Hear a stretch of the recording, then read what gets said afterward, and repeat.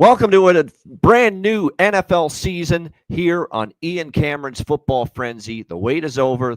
Division previews that we've done are over. It is time to talk actual regular season games in the National Football League for the 2025 season. Week 1 is here, and we can't be more excited than we are today to talk about it. Ian Cameron, my quarterback, is back for another NFL season. Philip Nelson in the house once again. Phil, how are things going? Things good? And are you excited for another season? I am. Things are great. It has been a busy week, but you know what? We made it to Thursday. We got a big matchup tonight. I think it's going to be an interesting game.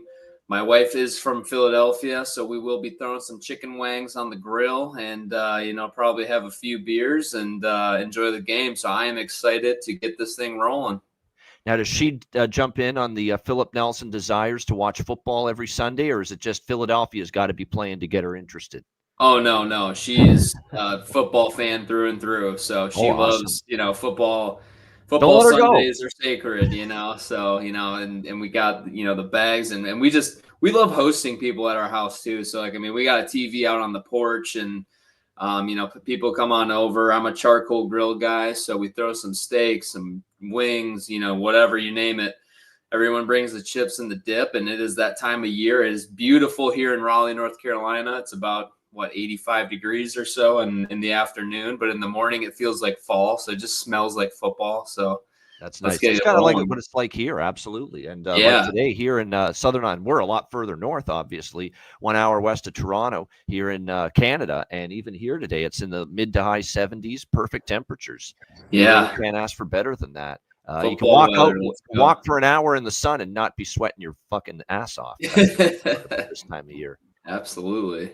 So you were at the East Carolina. We'll get into the NFL card in just a moment. But first, Philip was at the NC State ECU game last Thursday in college football. Of course, he lives in Raleigh, North Kakalaki, so he attended that game and, of course, played college football at ECU, as you see in the background with the great ECU jersey in the background on the wall. But that game, tell us about being there, the tailgating. You threw back a few pints from what I've heard, and a crazy ending where ECU was pretty bad actually for most of the game, and yet you look Yeah. up and right at the end they're only down 7 and they have a chance to tie the game. They screw it up on that 4th and 1. But talk a bit about being at that game. Yeah, well, kind of woke up that morning and had a plan to go tailgate with some of my friends. It's funny because, obviously I went to East Carolina, so I'm an East Carolina fan through and through. But all my buddies here in Raleigh, most of them went to NC State, and some of them, actually my best friend who was actually stood up in my wedding. He has a sponsor. He has a construction company. He does concrete, and he's a sponsor for NC State. So he has some field passes. And so we got on the field pregame, and we did all the tailgate stuff. And I was not allowed to wear any purple or gold to get on the sideline. So got on the That's soft. sideline. Let's be honest. That's soft. That's pansy shit. Yeah. That's pansy shit. Hey, I want to get on the side. I did change into my purple No, I'm talking afterwards. about them not allowing you to wear that. Oh yeah. No. Come on. I get it though. I mean, if you're having people on the home sideline, you don't want the opposing team's fans out there. So I get that, and that's typically how it always was where I was. But anyways, slow start to the game. ECU could not run the football. NC State kind of was in control of the line of scrimmage, and that's kind of what I figured was going to happen. They took control early on.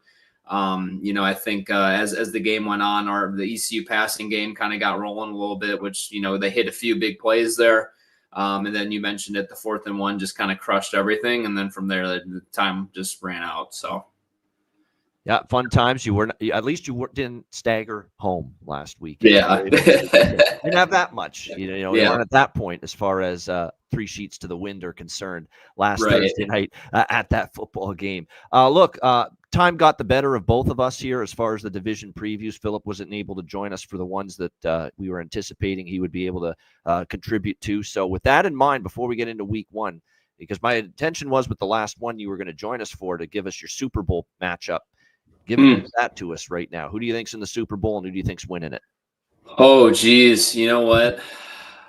I'm going to go. I haven't thought of this through, but I will say this. I do think that this is the year for the Ravens. I think that their roster is one of the best rosters in the league. Lamar just keeps doing what he's doing. The excuses are up at this point. You know, a lot of times they beat themselves in the playoffs. So I just really think that this is the year that they're going to break through. I think they're going to beat actually the Bills in the AFC Championship game.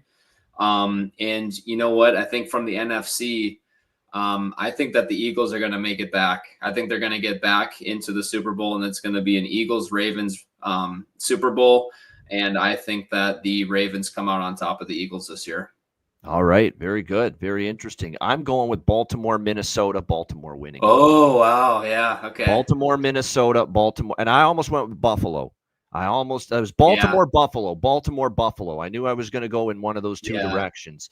Look, I could see a Minnesota Philadelphia NFC Championship game, though. I don't know if JJ McCarthy is going to be able to push them over that hump quite yet. But you know what? That's the exciting part about this season. We're going to find out really early on what type of quarterback JJ McCarthy is and how that's going to work in Minnesota. So I'm excited for that. Yeah, no doubt. Like I've said, I believe in. It's not so much I believe in JJ McCarthy. I do. It's that I believe in the assistance he's going to get from a great quarterback-minded head coach like Kevin O'Connell. Put him in good situations, make him succeed. Look what KOC got out of fucking Sam Darnold last year. Yeah, right. No kidding. He won 15 games with that guy, 15-2 regular season. Sam Darnold, for crying out loud.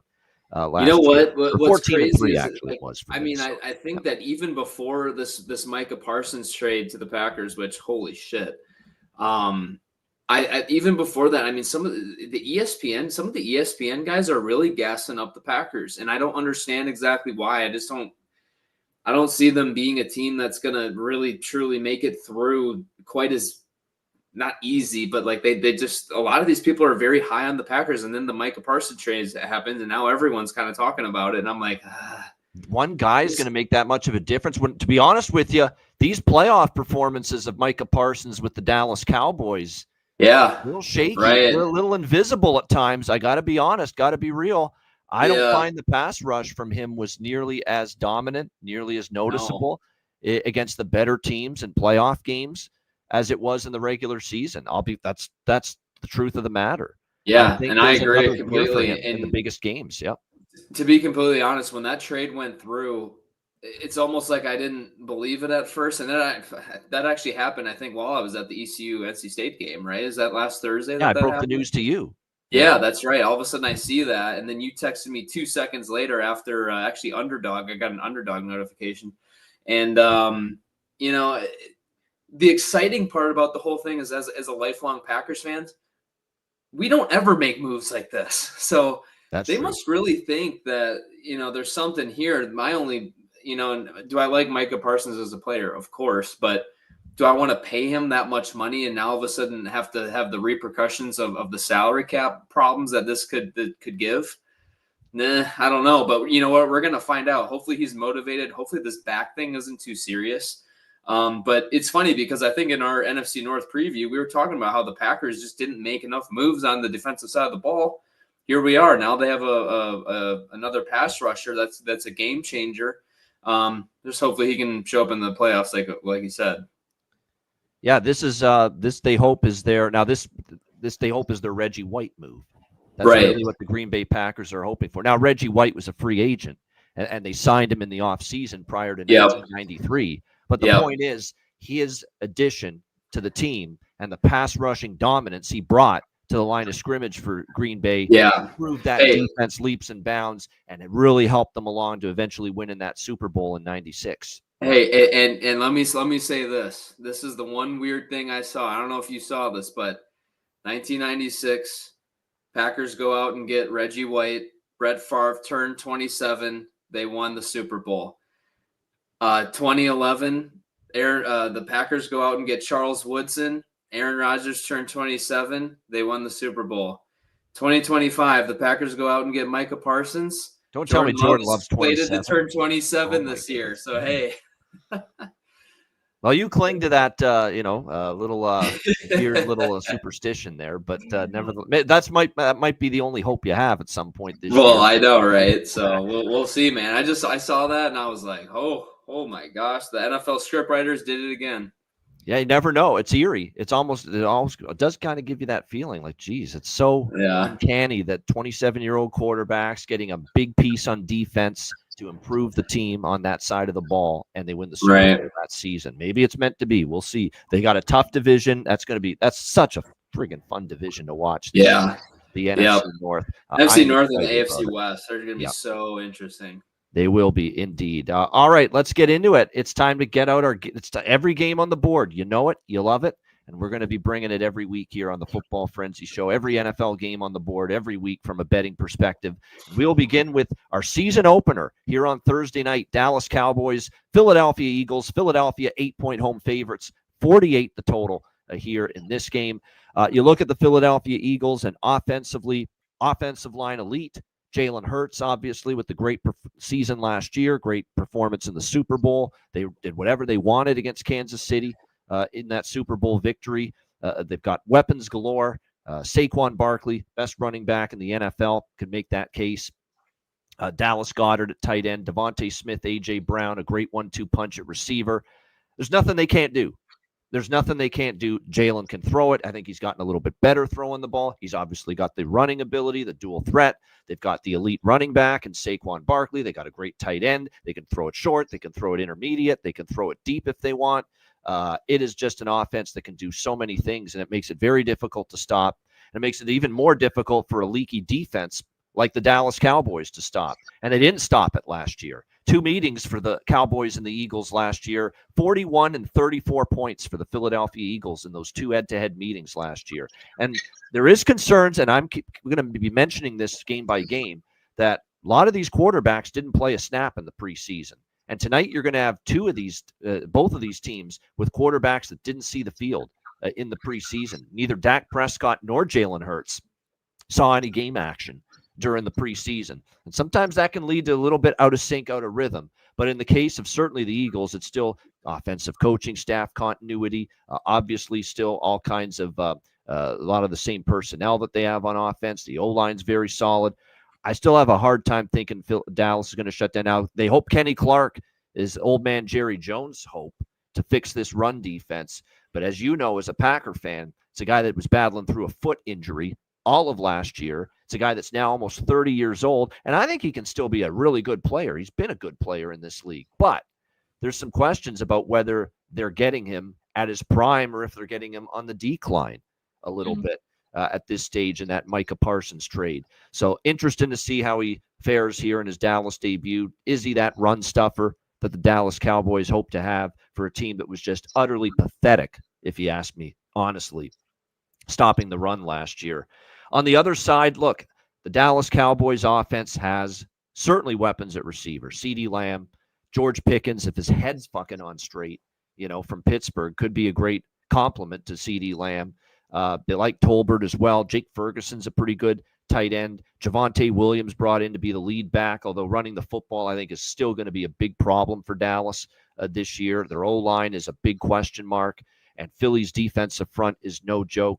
They've got to protect, and the O-line's got to play respectable tonight, if they're going to be able to move the football. But if they are able to protect for Dak a little bit, a little bit more in the back seven, especially in the secondary, and I like Blankenship, I like Cooper DeJean and what we saw from them, but they will miss Darius Slay, one of the veteran captains of that defense, no longer there in that secondary. And I think the secondary, if I had to, Philadelphia's defense is really good, but that's the one unit that saw a little bit of a turnover in the offseason, the secondary. And that's an area where Dallas might be able to exploit Philly a little bit here in this game. So this total I played over 47.5, 47.5 up to 48. I still think it can get there. The 2 meetings in Philly the last year at 48 and 51 points. So I think we can get high 40s, low 50s in this game. The problem with backing Philly is I don't know if I want to lay more than a touchdown in the very first game of the season, but there's not really all that much interest I have in taking this Dallas Cowboys team in this spot until I see for my own 2 eyes that this defense can take a step up this year, and I'm going to have to see it before I believe it. Phil, what do you think for the season opener here, Cowboys-Eagles? Look, I think that what's really going to be interesting in this opening game here tonight with the Cowboys and the Eagles is going to be, for me, what does Schottenheimer do offensively? And I think the only way that the Cowboys have any chance, in keeping this close and B, even winning, is just the element of surprise, because Schottenheimer hasn't called plays in 5+ years. They got a brand new receiver, brand new schemes and things like that. So I think the element of surprise is going to be the Cowboys' main thing here. However, do I think Kenny Clark is going to make a difference on stopping the arguably NFL's best rushing attack? No. And I think the Eagles just have too much manpower, too much familiarity with each other. They know how to play with each other. I think the Cowboys have that element of surprise, and I think they're going to have a lot of things go their way and have momentum if they're going to stick in this thing. But I see the Eagles pulling away late, probably in the second half at some point. I'm going over 48, and I think that the Eagles win by at least 10. All right, and just quickly, because this is a standalone Thursday night football game, I'll give you a few player props that I've bet in this game. I like the pass attempts over 36.5 for Dak Prescott. I don't expect the run game to be great again this year for Dallas. I expect to see them have issues running the football. Plus, you got to factor they're going to be trailing for a decent amount in this game, you would think, and obviously they're going to have to throw the football more if they're behind in the second half. So the Dak Prescott pass attempts I like. Saquon Barkley longest rush, which is over 20.5 yards. It was kind of a go-to for me last year. It was a prop that cashed quite a bit. I think we even talked about it, Philip and I, on the show many times. And even though they hope Kenny Clark's going to help the run defense, it seems like it's hard to deny Barkley from that one big run where he busts one open. Let's not also forget that the Eagles have a great run blocking offensive line as well, and that's a big part. They open up those holes. So the longest rush for Barkley I like here in this game as well. Look, CeeDee Lamb's over 6.5 receptions. I don't mind that, but I think there's going to be focus on Lamb, and I think they'll dare Dallas to show that George Pickens is ready and assimilated already with the offense. There could be value on Pickens, a little bit. Yeah. His longest reception is staring at me. I find when he catches the ball, it's often a longer, bigger play. So his longest reception in that, 21.5 yards range, I think an over could be worth a look there. His receiving yards, too, as well, I think it's in that low 50s right now. Yeah. Pickens over receiving yards, so I don't mind that as well. So those are a few props I'm looking at for this one. And you know what? Just for all of our viewers, one other really interesting thing to watch for tonight is who does Quinyon Mitchell guard tonight? Because there's two things that they can do. Does he line up on CeeDee Lamb and follow CeeDee Lamb, and just they go one-on-one there, and then they give Pickens the leeway to go ahead and make plays on the other end, or do they use Quinyon Mitchell, their lockdown corner, on Pickens, and then they scheme up CeeDee a little bit more, kind of like what the Patriots used to do with Revis, So I think that's one thing that's going to be really interesting early on. And if you see something, maybe you make a live bet and say, hey, they're playing Quinyon Mitchell on CeeDee. I would expect Pickens to get the ball more, and I would expect the Cowboys to feed the hell out of him if that's the case. That's why Philip's great on this show. Former football player, and he really goes into the scheme and the game plan and just the strategy that is going to go into it on either side of the football. He's got that kind of mind from all those years playing quarterback. So that's why he's on this show, folks. Oh, you're too nice. You're going to get better insight from Philip Nelson than anything you see on the studio shows on television. I'll tell you that right now. Not even close. All right, next up, we've got Friday night NFL football for this week only.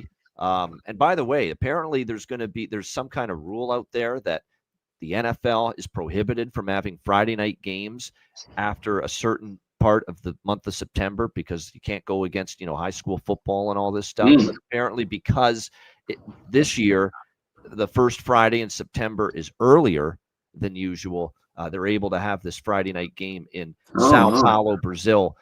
Corinthians, I did not know that. Yeah, I didn't know that either until I read about it. But next year, apparently, based on how the NFL schedule and the calendar lays out, they won't be able to have this Friday night NFL Week 1 game. So there won't be one next year. But there is one this year, and it's the Chiefs and the Chargers in Brazil. Kansas City, 3-point road favorites, 46.5 the total.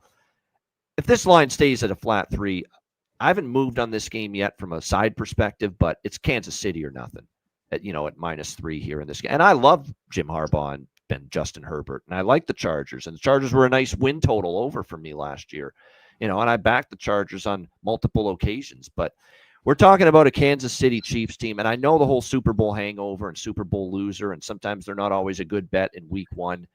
I can't imagine, after getting totally humbled and annihilated the way they were in the Super Bowl against the Eagles, that the Chiefs aren't going to want to start the season strong and get that awful taste out of their mouth right away here in week one. The offensive line was a problem area last year, but they spent that first-round pick on Josh Simmons. They love Josh Simmons a lot. They think he is going to be the answer, even though he's a rookie. They like the way he performed in training camp in the preseason. So they're hoping that's the answer because, look, the O-line at the tackle spots have had issues and had issues last year for the Kansas City Chiefs. That's why their scoring output, Phil, went down, and that's why they had to rely a lot more on their defense last year. The tackle spots for the O-line were a bit shaky. Of course, Rashee Rice serving a 6-game suspension to begin the season. Marquise Brown, though, healthy for this Chiefs team, and they're going to need him, obviously, to have a really good start to the year until they get Rice back. Depth at receiver is a concern, so it's going to fall on, obviously, Hollywood Brown, Xavier Worthy. What do they still can get out of Juju Smith-Schuster, the veteran at this stage of his career. Travis Kelce, kind of a down year by his standards, and we've talked ad nauseum about how the personal stuff, and now engaged to Taylor Swift. Is that going to cause distractions that impact his a performance on the field? We'll have to see about that. But the one thing I can tell you about the Chargers is that when you look at this team, Justin Herbert had a great year until that playoff game against Houston, where he really struggled. The Chiefs obviously have just a slew of options that can get to the quarterback, led by Chris Jones, of course. What concerns me about the Chargers is that receiving core, because I love Ladd McConkey. He had a great year last year for the Chargers, but after that, you've got Quentin Johnston and Keenan Allen back with the Chargers. But again, health is a concern for both of those guys. They've had nagging injuries the last couple of years as well. I don't think they're very strong at tight end. A lot of teams have great tight ends now this day and age in the NFL. But Will Dissly's their starting tight end, and he's okay. But I also remember him dropping a ton of passes in the playoff game last year against Houston. So that is something that they're going to have to fix as well going into this game. But you look at it, and here's an interesting stat here. Patrick Mahomes, as a favorite of less than 7, in the first game of the season against a division opponent, and that's what this is. This is the first of the 2 games that they will play this year against the Chargers. He's 6-0 against the spread. First game against a division opponent when he's favored by less than 7. And that's obviously the case here. So, like I said, I probably will have to get something in on this game. I probably will take a piece of the Chiefs here, -3 in this game. Totals wise, look, if these tackles hold up and Mahomes can get back to the bigger play offense that they've had in the past, and not so much because a big problem with the O-line not protecting last year was everything was run heavy and short to intermediate passes, longer time consuming drives, rely more on the defense, and a lot of their games where they were an under team last year with the totals, Kansas City, as a result. So I think the total could go either way. If the tackles play well, maybe they open up the playbook and we see points in this game. But if they're still struggling to block and protect, then it might be a more conservative passing game. Rely on, obviously, your great duo of backs in Kareem Hunt and as Isaiah Pacheco running the football. And don't forget, I'm excited to see this rookie, Omarion Hampton, for the LA Chargers at running back out of North Kakalaki. And with Jim Harbaugh coaching this team, they're definitely going to have a balanced offense. He does not want to throw the football 9 times out of 10. He wants to run the football. In fact, maybe even skew more to the run than the pass. So this is a total I'm neutral on. But if it's the Chiefs of last year, and if you look at series history, Chiefs and Chargers, you probably have to lean under, because a lot of those Chiefs-Chargers games last year were lower scoring. So lean under and Chiefs -3. I'll probably get involved for a small bet there. Friday night in Brazil. What do you think here, Phil, with Chiefs-Chargers? I think you nailed it. I think that obviously losing Rashawn Slater is huge for the Chargers. I didn't even mention that. terrible blow for the offensive line for the Chargers. Exactly. Yep. And that's just going to be, in my eyes, that's not going to make Omarion Hampton's debut pretty. And I also don't think that Herbert's going to have time to throw. I think that Chiefs front seven is still one of the best. And then, flip it on the other side. I think that the Chiefs bolstering up their offensive line, just that sour taste in their mouth. Yeah, I agree. Then that rookie, they like him. So I'm like drinking the Kool-Aid. I can only go by what they're telling me in training camp and preseason and coaches' quotes and all that. They think this rookie is ready for that left tackle spot. We will see. Yeah, and that's what I've been hearing too. So with that being said, I think that I think the Chiefs are going to open it up a little bit. Andy Reid obviously had a whole offseason to sit there on that Super Bowl. I did see, Harbaugh, in opening games in the NFL, he's 6-0. So, I mean, it'll be interesting, but I'm going to take Reid here. I'm going to take this roster. I think you nailed it exactly. I think the Chiefs will definitely win by more than 3. But I do think that this is going to I lean in under here because I just don't see the Chargers putting up points. So that's where I'm at. All right, let's turn to Sunday. And as much as we're excited about the Thursday night game and the Friday night game in Brazil, it's not truly going to feel like the NFL season is back until that first Sunday begins. That 1:00 p.m. Eastern set of games kicking off on Sunday. That's when it's going to feel like NFL is back for sure. And speaking of Sunday NFL at 1 p.m. Eastern, I've got to bring this up. This is a disgrace. This is pathetic. This is sad that we now are going to be ushering in a brand new season of NFL football with commercial advertisements on NFL Red Zone. That is an absolute disgrace. And you cannot sell me on the fact that the NFL needs the ad revenue. Bullshit. They shit money out of their assholes, this league. That's what they do. Like, you can't tell me they're hard up for money with all the fucking TV deals they've signed, Netflix deal this, Amazon deal that, Peacock deal this, YouTube now for Friday night, that game with the Chiefs and the Chargers. You can't tell me the NFL is hard up for needing money desperately. So keep commercials off Red Zone. And unfortunately, that's not going to happen this year. Very, very upset about that. It's not going to be 7 hours of commercial-free football now, is it, Scott Hansen? Apparently not this year. Can't say it. He's got to change his intro. That's what he said. He's now going to say 7 hours of Red Zone football starts now because he knows it's a bunch of bullshit now saying commercial-free moving forward. So that was very disappointing. What could be very disappointing in this game is the New York Jets offense, because I know I don't want to overreact to preseason, but it was rough for Justin Fields. It was rough for the Jets offense. Like, they were not moving the ball. It was hard for Justin Fields to complete passes.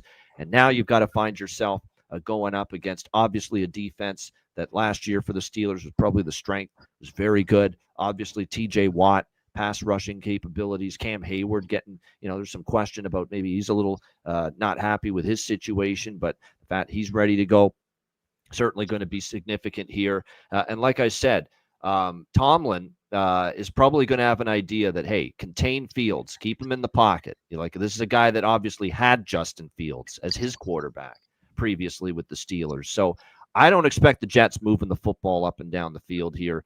And not to mention, what a way to start the season for the Jets. What a Jets way to start the season this week. Elijah Vera Tucker, offensive lineman, done for the year. That guy I've talked about that guy before. He just never stays healthy for this Jets team. And they're already down a key lineman. And that's unfortunate because, look, they got Garrett Wilson. They got Breece Hall, obviously, at running back, and Braylon Allen. They got actually a nice tandem of backs. But what good is it if the O-line's going to have issues again? And that is going to be the problem. I don't know if that Jets offensive line is going to have a ton of success here against that Pittsburgh Steelers defensive front. And look, you could go on the other side and say there's questions about what we're going to get out of Aaron Rodgers this stage of his career, but this could be another situation. We've talked about the Jet curse. You go to the Jets, you don the green, you forget how to play, you lose your talent, you lose your abilities, you start to suck, and then you get out of there and you become good again. Maybe that's going to be the case for Aaron Rodgers here, playing for the Pittsburgh Steelers. And the one thing the Steelers did over the offseason was, now this is their O-line is still what we got to look for here because there's still some questions, but they certainly work to make it better in the offseason, which is good to see. They're definitely going to run the football and, make sure this is a balanced offense to help out Aaron with Jaylen Warren and company. There is question too, is Jaylen Warren capable of being that every down back, that, consistent number one running back. That remains to be seen. DK Metcalf brought in to become the bell cow at receiver for this Steelers team. Pat Freiermuth, very good tight end, maybe the best kicker in football right now. Chris Boswell, that guy just doesn't miss field goals for Pittsburgh either. But anything less than 3, I like Pittsburgh here, minus 2.5. In fact, probably I'll just bet money line instead. When the price is this small on a favorite. But I think Pittsburgh gets the job done. I know this is a low total, but I think the Steelers' defense will be a little bit ahead of their offense in week 1. And I don't see the Jets moving the football with a ton of success against this Steelers defense. So I know this total is low. When I start to see totals at 38, Philip, I try to make a case for the over. I just couldn't do it in this game. I think it's got one of those 16-13, 20-14 games written all over it between these two teams. What do you think here with this one, Steelers, Jets? I agree.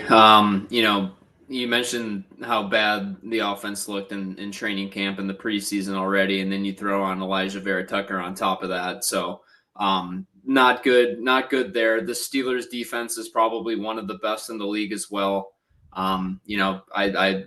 Coach Tomlin is also, obviously one of the best defensive coaches ever as well. With that being said, I just don't see the Jets being able to really move the ball either. I think that the Steelers, I agree with your take on just going money line here at the Steelers, because I do think that they'll win by 3 or more. But I'm sniffing a really low scoring game as well. I'm going under as well.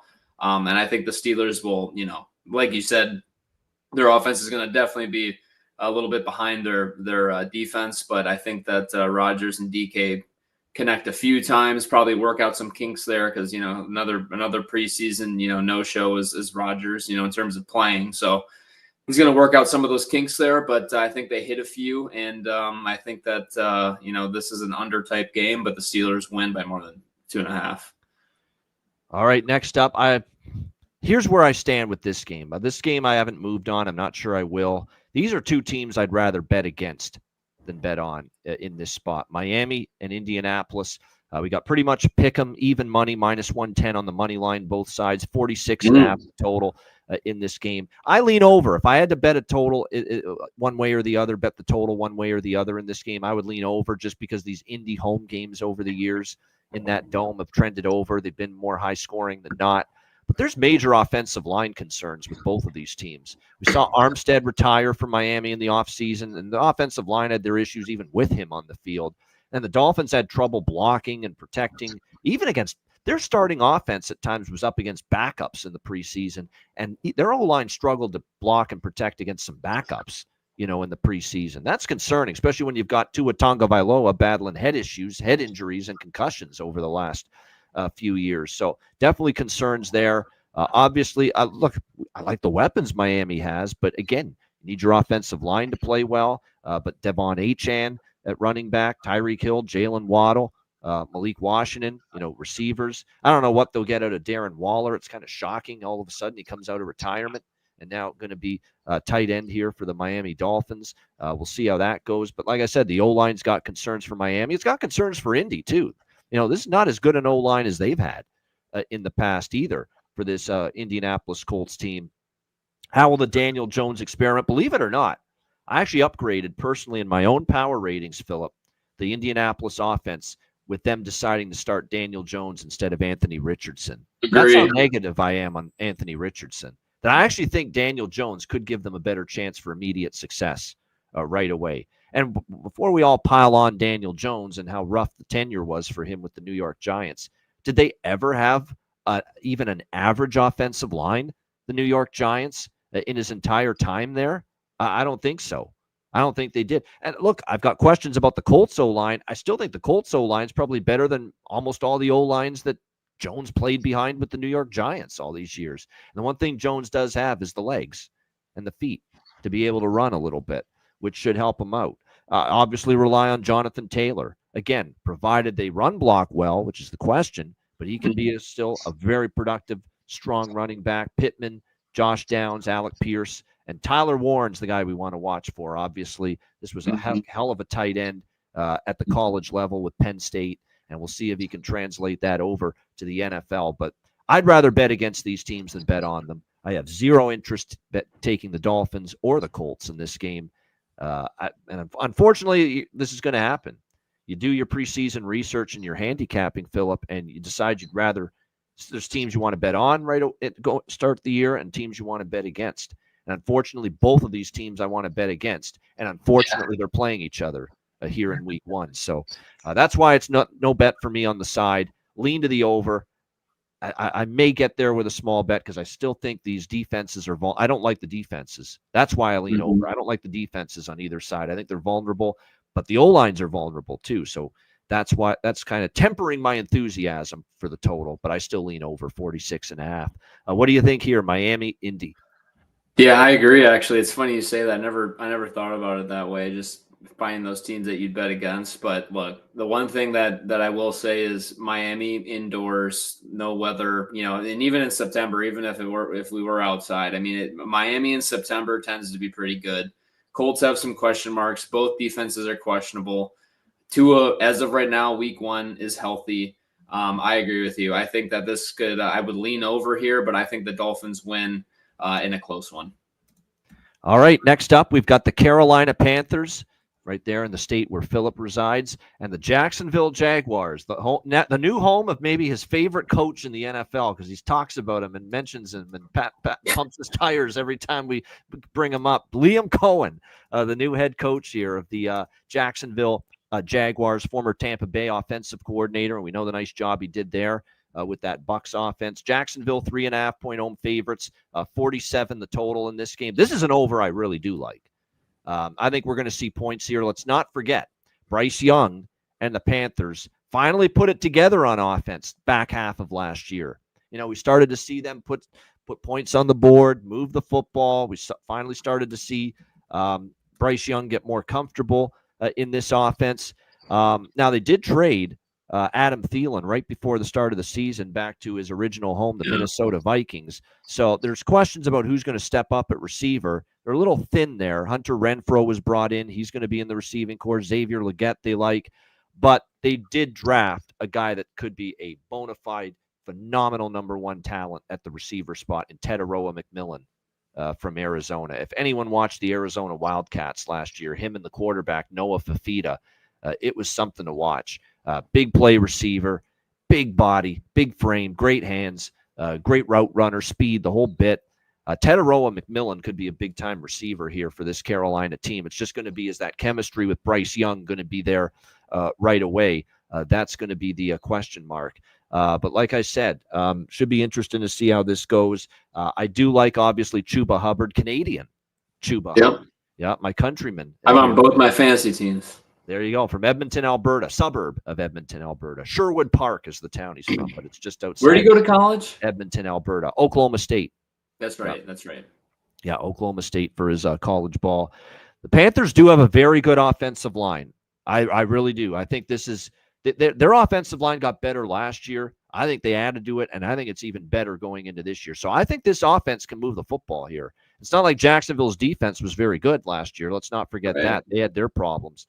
But on the flip side, why I like this over, I think Jacksonville offense, I'm not, because of Liam Cohen and the job he did in Tampa, now the head coach here of this Jaguars team, I think he is going to be able to work with Trevor Lawrence, be able to get, the most out of him. Now, I know he's hired Grant Udinski as his offensive coordinator, but there's no doubt, as an offensive-minded head coach, he's going to have a lot of input still, even as head coach Liam Cohen on the offense. There's no question. And I think he can work with Trevor Lawrence. And the thing, too, is he's had a lot of injury issues. And Trevor Lawrence is, from all indications, he's finally healthy. Remember, it was one injury after another for him, the last couple of seasons. So you have to factor that in. It looks like Travis Hunter, obviously the incredible career he had in college with Colorado, the two-way player, the Shohei Ohtani of football, if you will, playing both sides, wide receiver and defensive back. It sounds like Jacksonville will be playing him much more, at least to start the year, on offense than on defense at the wide receiver spot. And we know he could be certainly a big-time weapon for Trevor Lawrence this year. Brian Thomas came on strong last year. Our guy we talked about and praised on the Football Frenzy last year, down the stretch with the Commanders. De'Ami Brown is now here with this Jacksonville team. I mean, there's weapons. You better believe it here for Trevor Lawrence to work with. And now he's got the mind of Liam Cohen on his side. You know, let's see what they get out of Travis Etienne. I think he can take his game to another level running the football for Jacksonville. The offensive line is shaky, or at least last year it was for Jacksonville. But you know, with the Carolina defense, you know, pass rush was there some weeks, was non-existent other weeks. So this could be a matchup at home where that Jacksonville offensive line maybe can step up, have a little bit of a better game here in this one. And don't forget, Carolina was really poor at stopping the run last year. And if they commit to the run, Jacksonville, and are able to open and run the football successfully, and I think they will, that'll open up the passing game as well for Trevor Lawrence. So I think both offenses have pathways to success in this game. So I like over 47. Sidewise, this is the opposite of Miami Indy for me, Philip. Carolina could be a bet on team in spots. I think we're starting to see signs of them, you know, showing some signs of, you know, the light at the end of the tunnel, if you will. And I think we're buying very low on Jacksonville.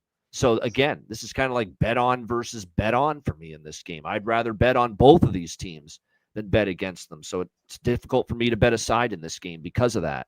But I like this over 47. What do you think? Panthers, Jags.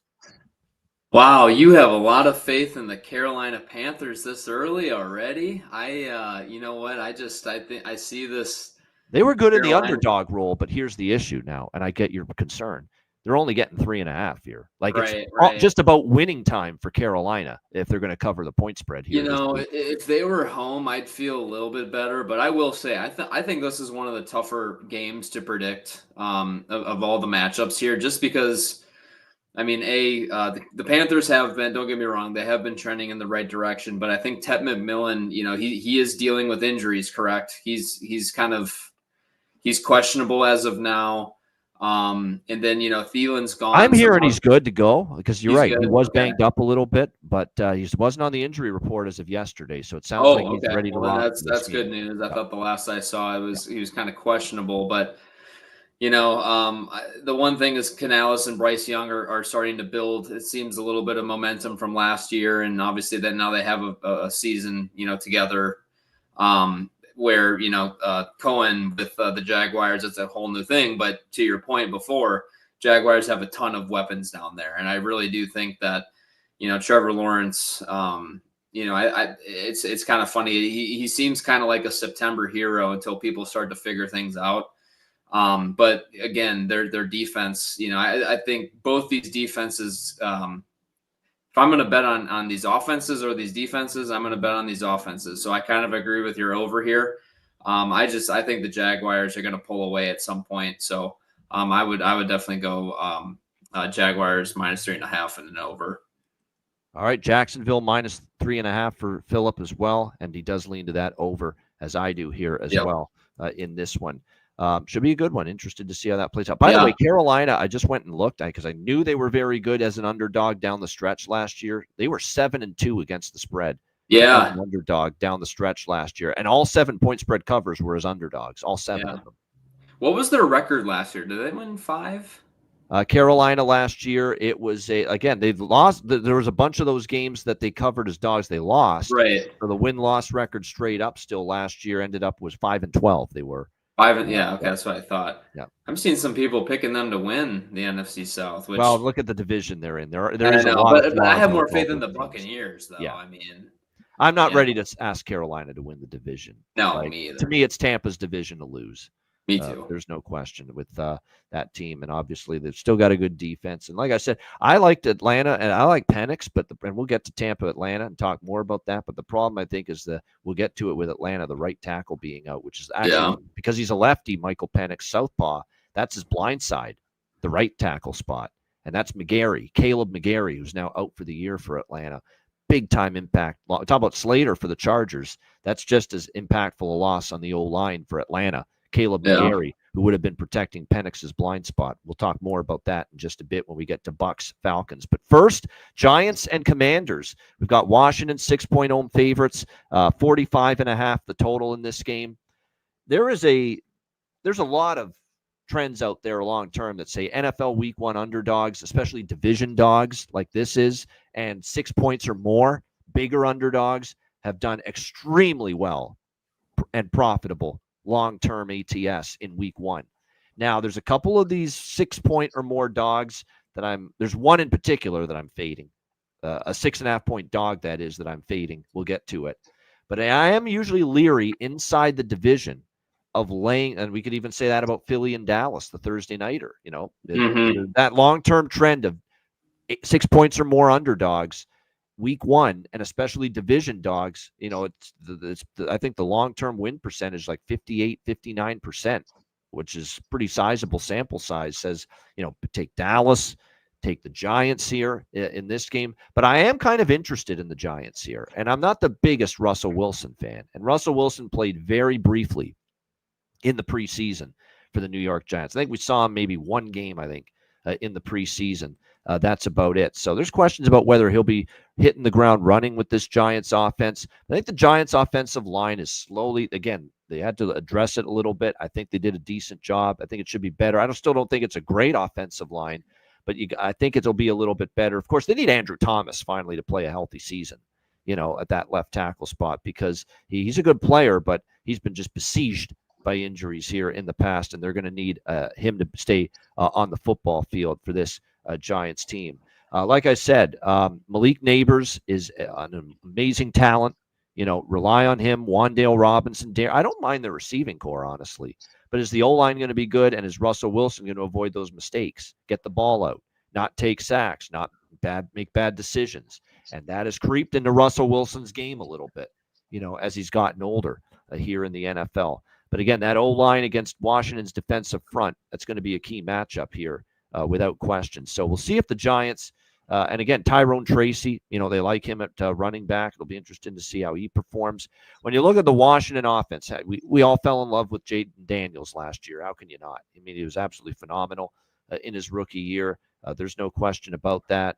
I still think he's going to have a great year. Now, there's a lot of things that point to maybe regression for Washington. They won a lot of close games. They were all-time historic fourth down conversion rate with the amount of times Dan Quinn went for it on fourth down. A lot of people think that's going to come back down to earth, no question. But the O-line, Laramie Tunsil was brought in, to try to shore up the offensive line a little bit. Look, big name, long career, good career. But I don't know if Tunsil's been as good in the last year or two that I've seen him personally playing on that O-line as he was earlier in his career. So that's going to be something, because the Giants' strength on D is their ability to get to the quarterback. I mean, obviously Abdul Carter from Penn State brought in here, Dexter Lawrence, Kayvon Thibodeau. I mean, they have no shortage of guys that are going to be able to wreak havoc along that defensive line and get after the quarterback. And Washington O-line has enough questions, because remember, they scored points and moved the ball, and that O-line was average last year for Washington. So I still have concerns about whether they're going to block what looks like a very ferocious front that the New York Giants are putting together on defense going into this game. Secondary still has its holes a little bit for the New York Giants.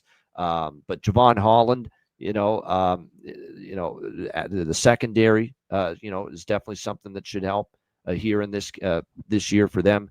I think it's going to be interesting too for Washington. Austin Eckler is going to get the lion's share of carries now because they traded Brian Robinson, just recently. So how's that going to impact us? They had a nice little tandem going, but now with just Eckler there, going to be interesting to see how it plays out there for the run game of the Washington Commanders this year.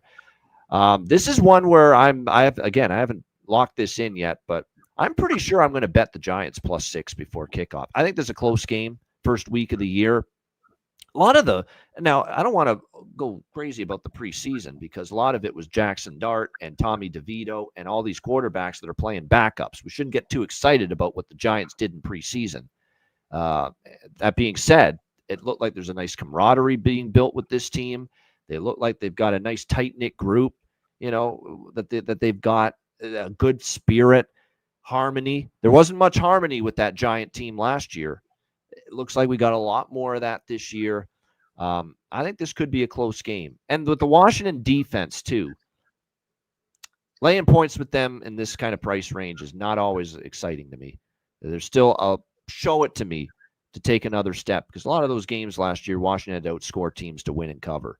And defense, I think, still got something to prove in terms. I got to see it, the improvement, before I'm ready to jump in and lay 6 in the first week of the season. So Giants for me at +6. See, Phil, what do you think here with the New York Giants, Washington Commanders? Look, we can come back next week and you can make fun of me, but I think this is the week 1 surprise game where the Giants pull it off and actually win this one. Holy shit, you're really going out there on this. I just have asking them to cover. Wow, you like them outright. I think the recipe that you just laid out there, the Giants defensive line versus this Commanders offensive line, and then also the Commanders defense versus this new vamped Giants offense. Obviously new quarterback, few more, weapons around, Russell Wilson. Boy, I'm thinking that this is that week 1 matchup where, nobody sees it coming, but the Giants have improved as a team. They just seem like they're vibing too. They seem like throughout the preseason, they're on a pretty good vibe. And, I just think the Commanders, I think there's a lot of talk about them, and I still think they're going to do very well this season.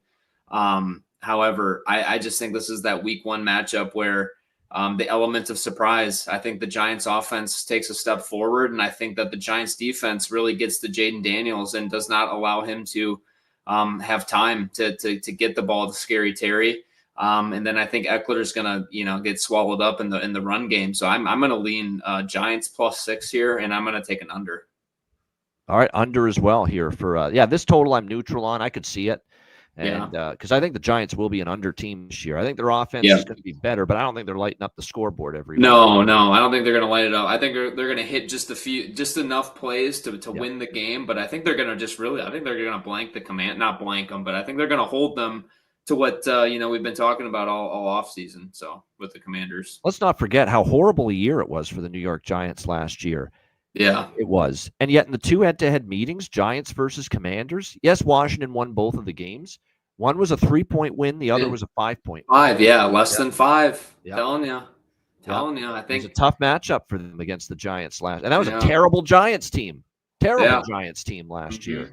And we definitely think they're going to be a little bit better. So, Giants for both of us. We like the dog in that one. I think I like the dog in this one. It's more so I don't know if I can lay 5.5 with Cincinnati's defense to begin the season. Bengals 5.5-point road favorites, 48 the total. Joe Flacco actually gives them I can't believe I'm saying this, but Joe Flacco, believe it or not, gives Cleveland their best chance to compete and win games to begin the season at 40 years old. And it's because Shadur's not ready. Shadur Sanders, Dylan Gabriel's not ready. Kenny Pickett, we don't think he's, number 1 quarterback material. And of course, he's no longer there, traded to the Raiders.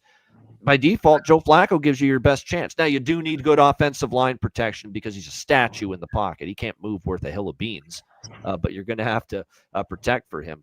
And that's going to be the question mark here, because Cincinnati will have Trey Hendrickson in the fold and ready to go, even though there was that big holdout during training camp. And that's huge.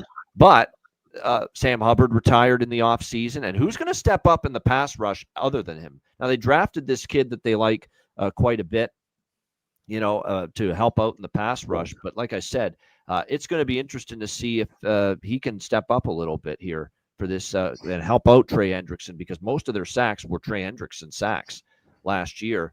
Like I said, for the offensive line of the Cleveland Browns, they're going to have to be able to hold up in the with the pass protection. Yes, he's old, but again, like I said, the good news is you've got David Njoku, you've got Jerry Jeudy, you got some weapons to work with here if you're Flacco. And like I said, the linebacking core and the secondary in particular for Cincinnati was god awful last year, horrendous. And that's the area that could get exploited if they can protect Flacco and if they can establish the run with Jerome Ford, who's probably going to start the year as their lead back. Obviously, the strength of Cincy is going to be Joe Burrow and the offense. They're loaded. I mean, Jamar Chase, T. Higgins, and don't sleep on that third receiver who really played well last year, Andre Yosibach for Cincinnati. He really played better as the season went on. And Chase Brown, look out. This guy's a really good running back. He showed it last year. He can run the ball. He can catch it. He's got speed in the open field. I mean, and the O-line's the question, because you do have to deal with Myles Garrett. You do have to deal with the Cleveland Browns team that can get a pass rush, and we have seen the O-line be a little shaky at times for the Bengals last year. Hell, even in the preseason game. I think we all remember that first quarter against Washington in that preseason game where, Joe Burrow's running for his life and the offensive line is just falling apart around him. So there's still questions about that offensive line, but to me, Burrow can mask that a bit. He can move around enough to make things happen. The Cleveland defense in the secondary, when they're healthy, but they've had health issues for years in the secondary. I haven't been able to keep everyone healthy and on the field, and they've had issues getting burned for big plays in the passing game. I was hoping the total would be a little bit lower, but they're not giving you any freebies for Cincinnati overs, knowing that the offense is clearly better than the defense. But I could only look over this total, even though it's high at 48. And I lean Cleveland. I don't think Cleveland's going to be – Cleveland's not a team I'm buying long term. But I'm going to dare Cincinnati to play defense to the level of can they be trusted as a 5.5-point road favorite week one. I'm not sure they're there yet. So Cleveland plus 5.5 is the only side I would endorse here at this current number. Not to mention, long term, the Browns have given the Bengals fits. Last year, not so much. Bengals went 2-0 straight up in ATS against the Browns. But I'm not ready to lay 5.5 with that defense on the road. I'm just not. What do you think here, Philip? Bengals, Browns, Battle of Ohio. Yeah, I think, I agree with you on this one. I actually think that this Browns defense is going to give the Bengals offense a little bit more issues than what we're thinking here. Obviously, we saw the Bengals play very well in the preseason, and we expect them to be very good this season, obviously offensively. My only issue is weeks 1 through 4, historically, the Bengals don't show up. And I'm just going to go off of history right now. 1-11, Zach Taylor. Since Zach Taylor's been the head coach, they are 1-11 the first 2 games of the season, the last 6 years. 1-11. And I think that with this Cleveland Browns, making some upgrades to their defense and obviously Myles Garrett being who he is, I think he's going to give Joe Burrow some fits here. I think Burrow's going to get sacked a few times, but I think that the only thing, Ian, I think if you're picking the Browns here, I think you have to take an under. Did you take the over on this one? You think it's going to be a high scoring? Yeah, it doesn't. You're right. I think Bengals correlates more with over than the Browns does. Yeah, but at the same point, I think if the Browns win this or keep it close, I think you're probably looking at more of a defensive bout. So that's the only reason why I'm going that way. Yeah, I hear you. It's just I can't bet an under with Cincy until I see that. That's tough. It's tough, but I'm telling you, I just and it's especially tough. I'm just a big guy in the element of surprise that week 1 you just don't know what's going to happen here. So I could be completely wrong, but I think I'm leaning more towards the Browns being close and it being a lower scoring game than the Browns being close and them putting up points to stick with them. But that's just me right now. So. Yeah. This is Browns or nothing. There's no chance I'm laying 5. But Zach Taylor, now I know they played Burrow and the starters way more this preseason. And the reason they did that is because they want to remedy these bad, slow starts.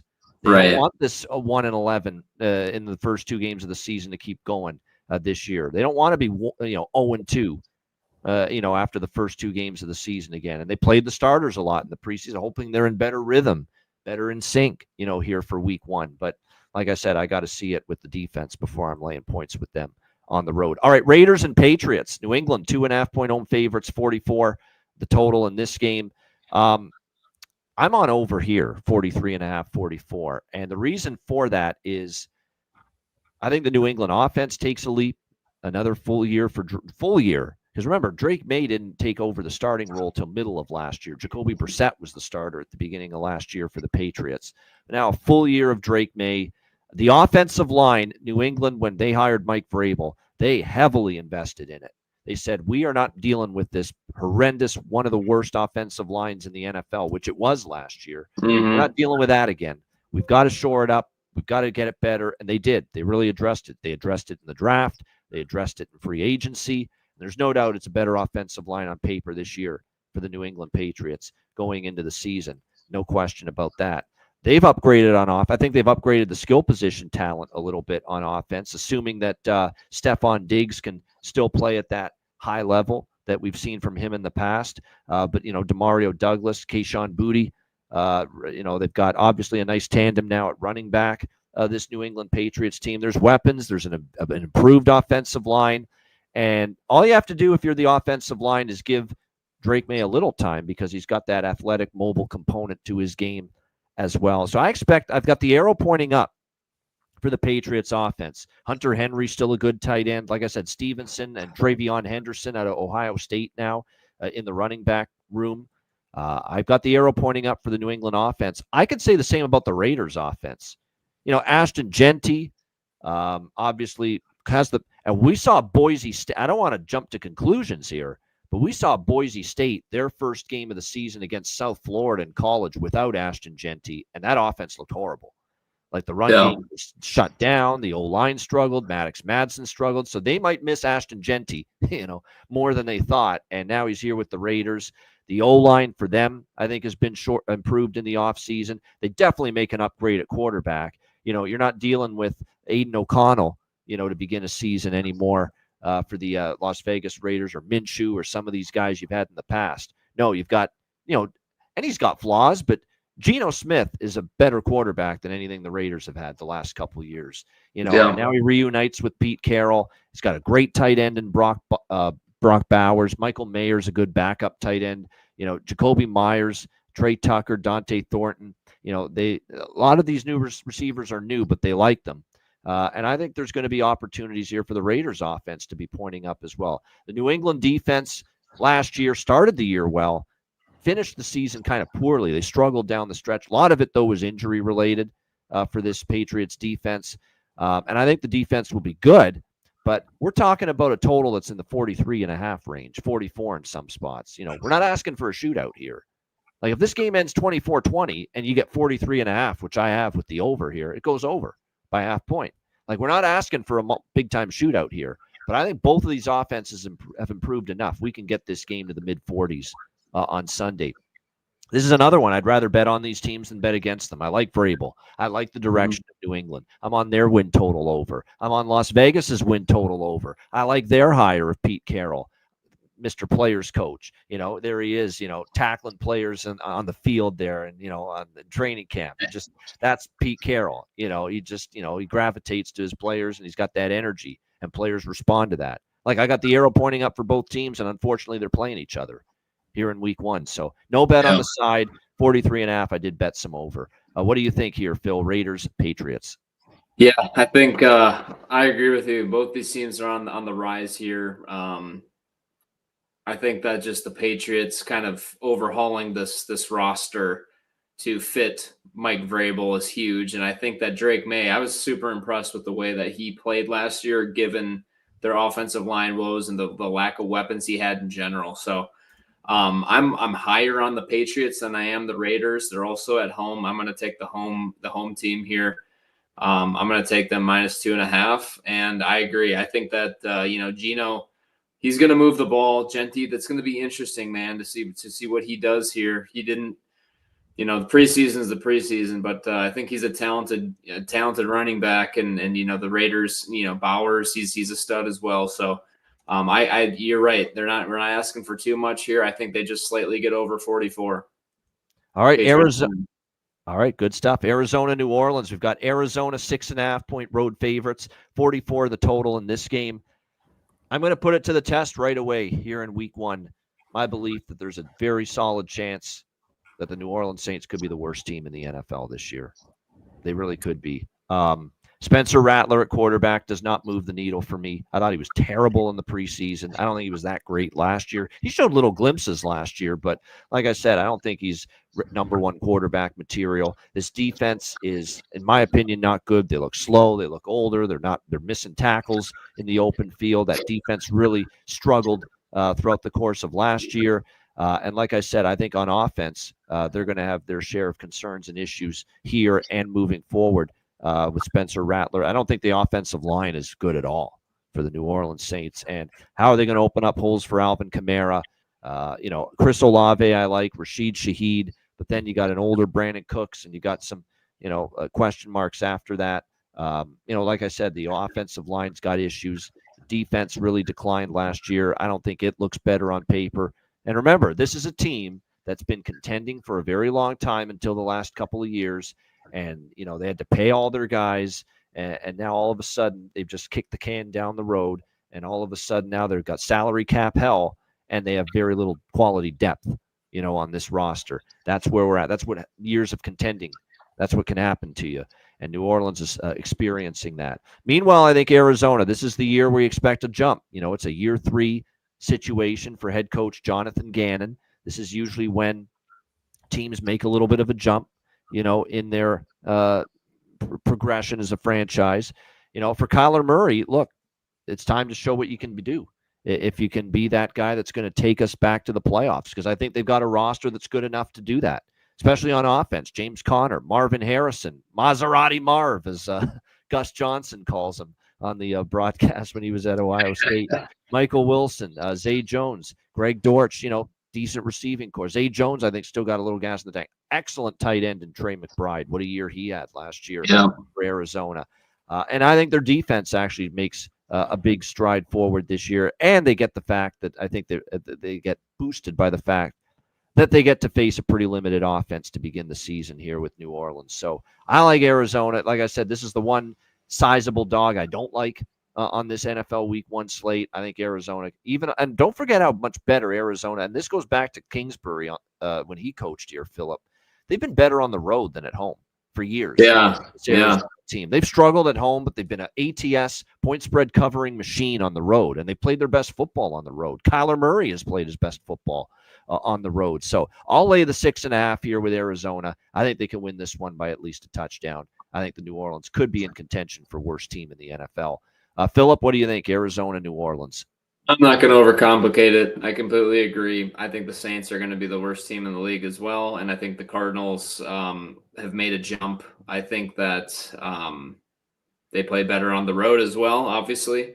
Kyler Murray, Trey McBride, Marvin Harrison Jr., all those guys are going to have a big one. So pretty simple one for me. Cardinals minus 6.5. Boy, I don't know about this over, though. No, I'm not on the total here. If you're going to take an over, take Arizona team total over. Yeah, I don't know if the Saints. Yeah. I don't know if the Saints are going to be contributing enough. You'd probably need it to be something like 35-10 or 35-30 for this game to go over the total. Arizona's, I think, going to have to carry the bulk of the load scoring if it's going to go over this total. All right, Tampa Bay and Atlanta. This is the last of the 1 p.m. Eastern games on Sunday. We've got Tampa Bay 2-point road favorites, 47 the total in this game. NFC South. We mentioned it earlier. Caleb McGarry, the right tackle injury, is a massive injury for Atlanta. That's a blind side for Michael Penix Jr., and you worry about his protection here against this Tampa Bay defensive front. That being said, Tristan Wirfs is out for Tampa Bay to begin the season on their offensive line. And, the one thing Atlanta did was really, really improve the pass rush in the offseason. And will that come to fruition, Atlanta? This is a team that's had issues for a very long time, Philip, getting consistent pressure on the quarterback. And they hope and they think, they've done a nice job to solve that this year. But like I said, Wirfs won't be out there. And when you look at this Tampa Bay team going into this game, they've got a couple other injuries that you're worried about. Is Chris Godwin going to suit up?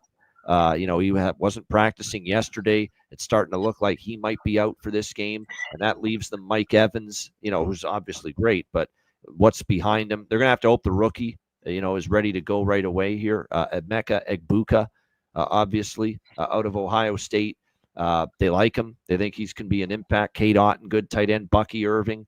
Like I said, the offensive line, though, without Wirfs. And Atlanta has upgraded the pass rush a little bit here this season. So how will that matchup go? That remains to be seen. Like I said, the McGarry absence, it really does worry me on their side of the football as well, offensively for this game.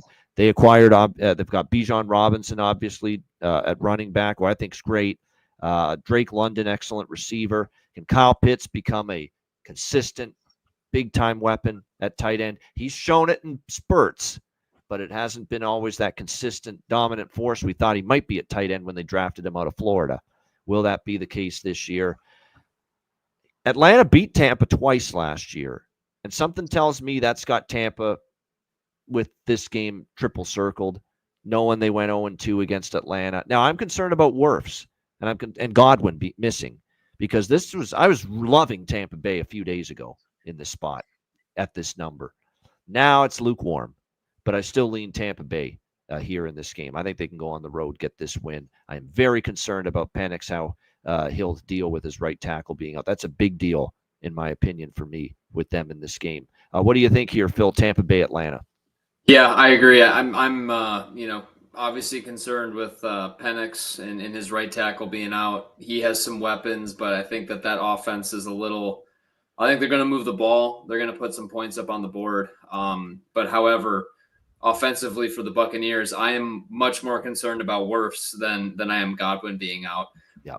Baker has plenty of weapons to use. Baker's, one of the most underappreciated quarterbacks in the league. All these different offensive coordinators and weapons, all that stuff. And there's more mobility in Baker than Penix too. So if there's an O-line, major O-line injury on both sides, and there is in this game, who's going to be better able to and equipped to handle it? It could be Baker because of the exactly, and he has. Yeah, that's exactly where I was going. I think Baker's just pocket presence and toughness in the pocket is going to outmatch Penix's, and I think that Baker's experience, and again losing twice last year to the Falcons, this game is triple circled, and I think the Buccaneers win this one by more than 2. But I do think we probably get an over here. I think that this could be a high scoring game from both of these offenses. I thought I'd be on the over here, but I'm worried about the O-lines. I really am. I think these are two massive injuries on both of these O-lines. Yeah, that being said, I mean, do see the series history with these two teams? It's right. That's what I'm going off of. Yep. But yeah, I'm more confident in the Buccaneers -2 than I am this over. We'll say that. Yeah, 29-25, and then last year 36-30, 31-26. Both of these easily flew over the total last year.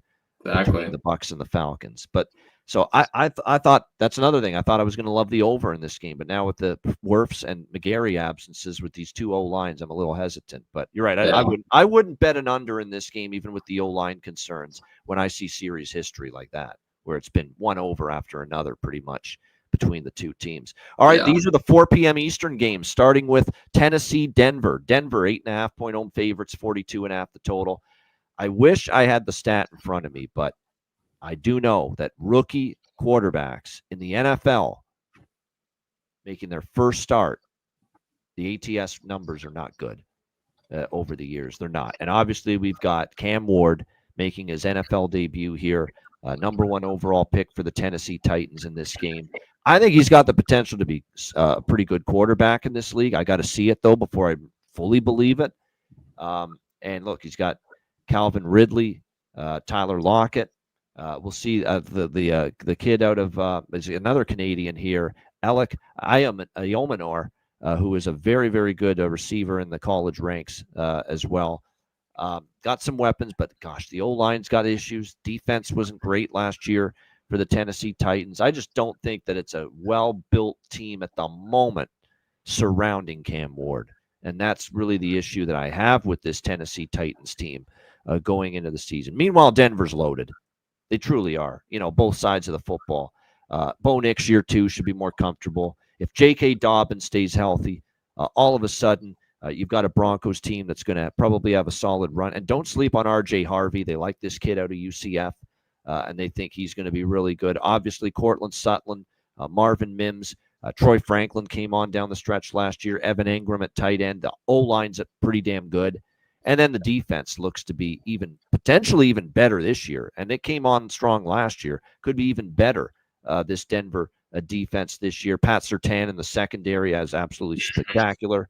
One of the best corners in the league. I think up front they've gotten better in the front 7 as well. That is going to be a very, very potentially very good Denver defense. And now Cam Ward's got to face them on the road in a loud environment at Mile High in his first start. So I think that's going to be trouble. I would look maybe, I don't know about laying 8.5. I lean to laying the points here with Denver.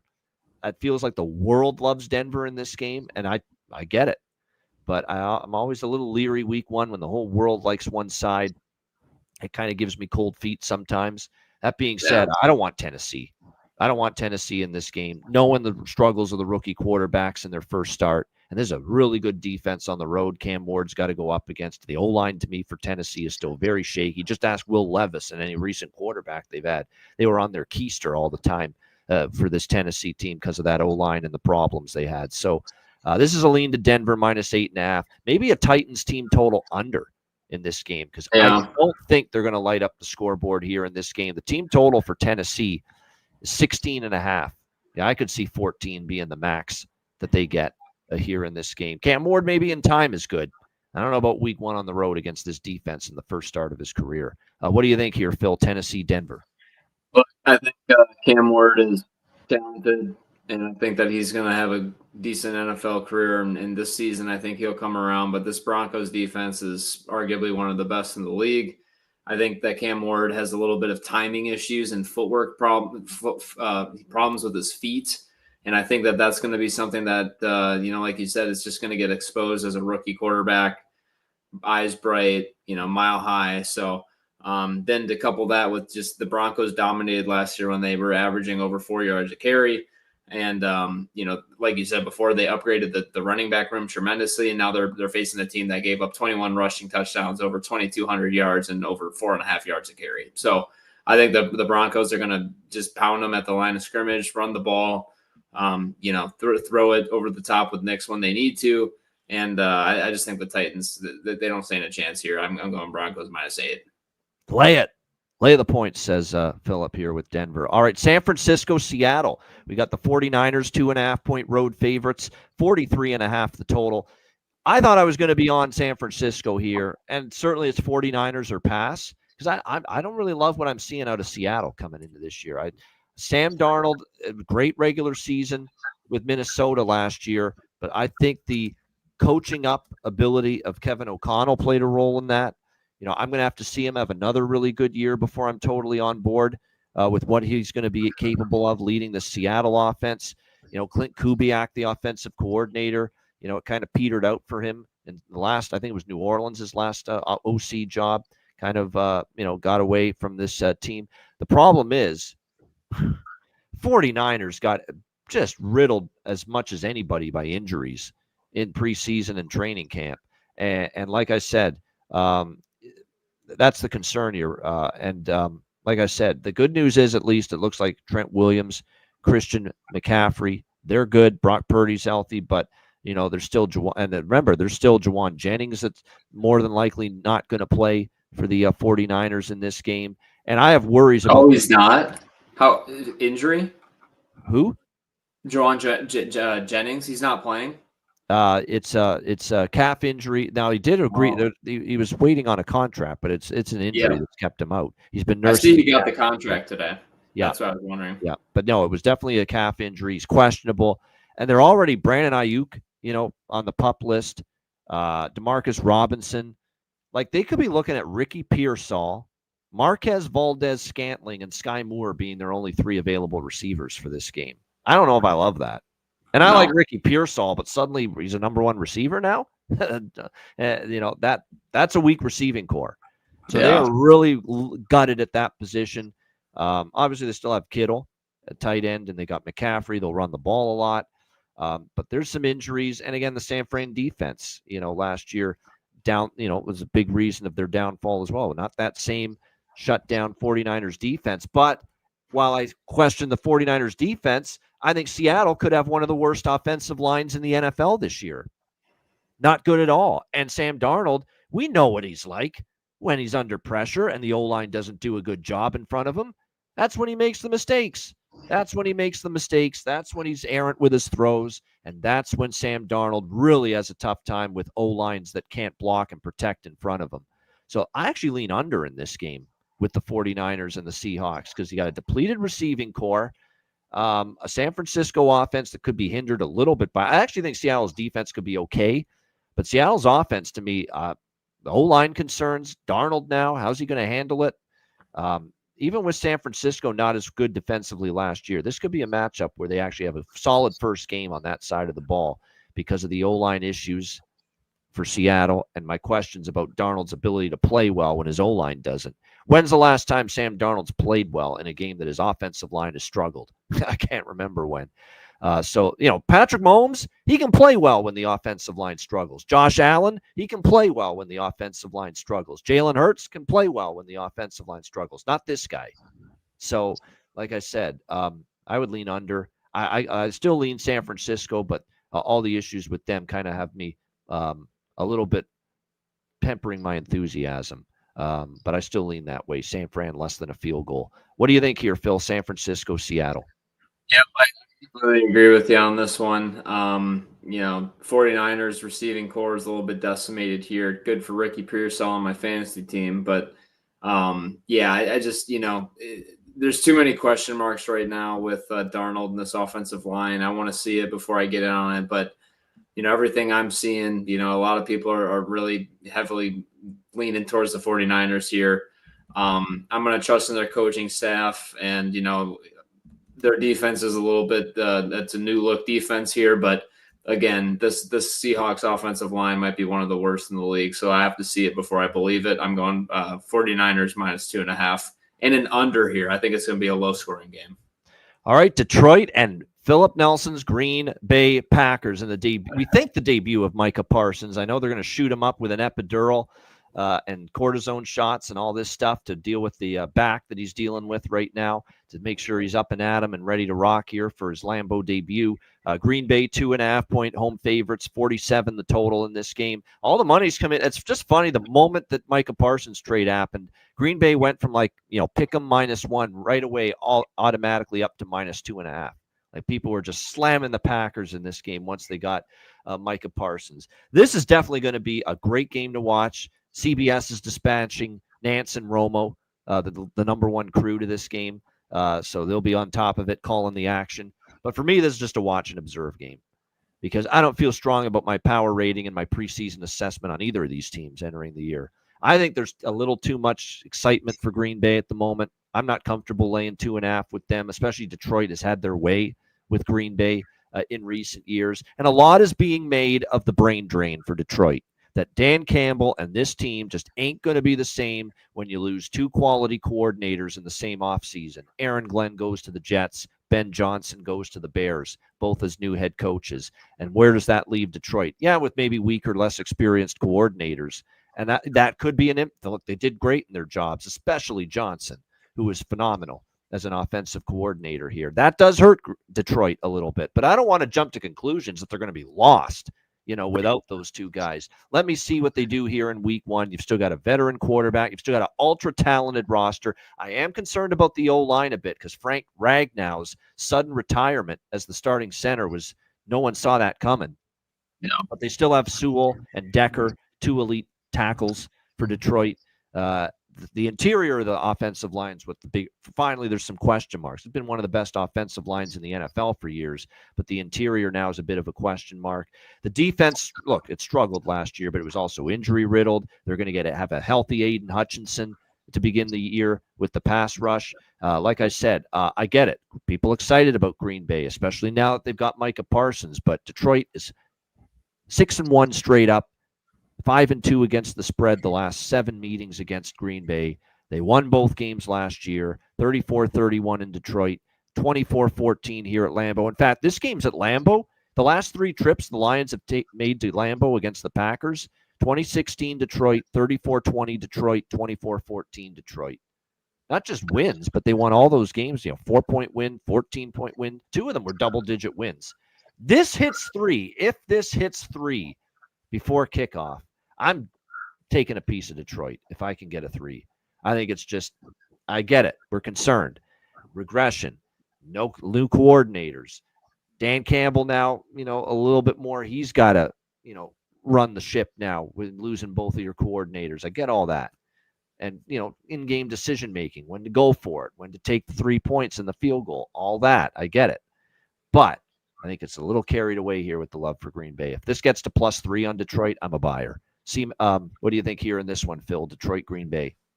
To your point, that's exactly what I was going to bring up. Lions winning the last 3 times in Green Bay. There's no way. This one, God,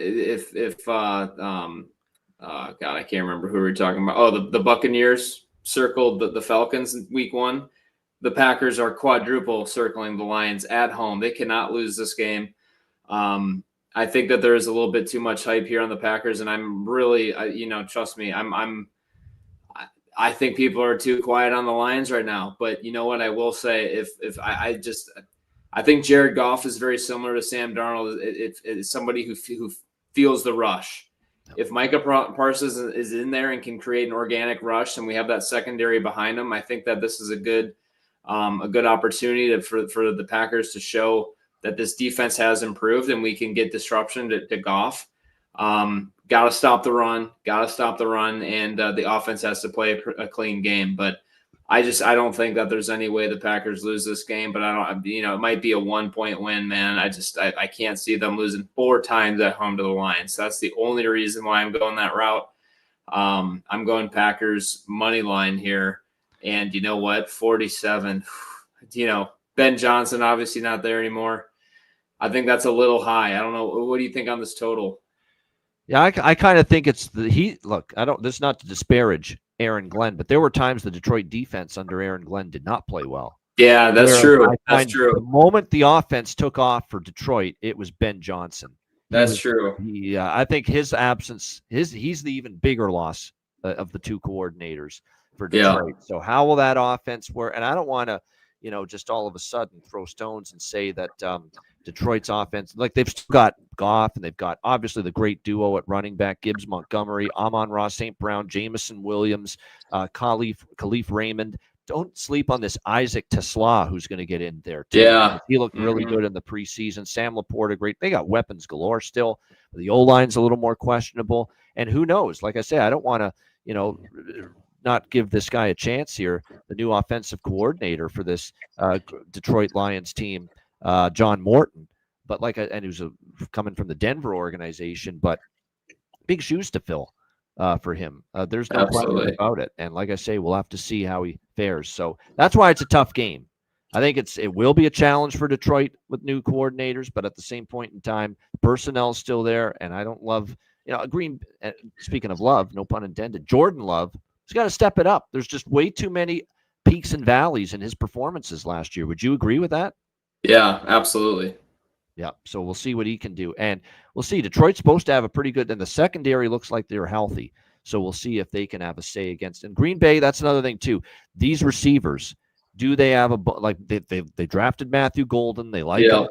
Jaden Reed, though, has had a chance to show as a number 1, and he's had flashes but not consistent. Dobbs and Christian Watson keep having injury problems. Dontavian Wicks is banged up right now. So – there's still questions. And I love Tucker Kraft at tight end. He's great. Yeah.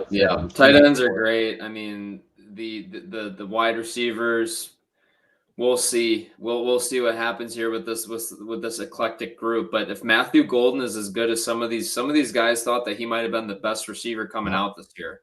And he made that one big play on the in the preseason. I think what was it, against the Titans, I believe. He had a great preseason. I mean, he had a great preseason. Words like spectacular, phenomenal. Yeah. So if Golden can be that guy, a true number 1, and if Micah Parsons plays well, I mean, I think the Packers are a very interesting team now, and it comes down to also LaFleur. Is this team ready to play clean football, or are we going to make the same fuck ups that we've made, over the past few years here? So. We'll see. All right, Houston Texans, LA Rams. Don't sleep on this game in the late afternoon window on Sunday. This should be a pretty good one too. LA Rams 3-point road favorites, 44 the total. Matthew Stafford's health. Your guess is as good as mine. How healthy he is right now. This guy obviously didn't play in the preseason, held out, has obviously been dealing. Now it looks like he's going to be good to go and start for this game, but the back issues have been predominant.